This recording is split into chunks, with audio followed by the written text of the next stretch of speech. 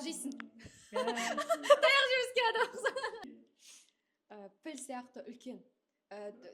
Ана вата жейді ғой, тәтті тұрысымен ғой. Бірақ ол піл доп.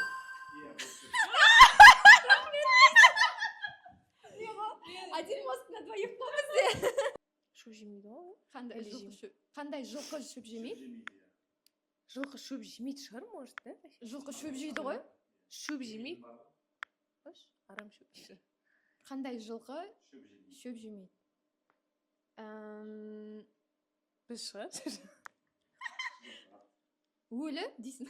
Вот это поворот! Тұсың ғой, өлі жылқы шөп Жабайы? жемейді ғой. Бірақ менікі негізі дұрыс қой, өлі жылқы шөп жемейді. Так что дейсің. Жеген сайын жылайсың.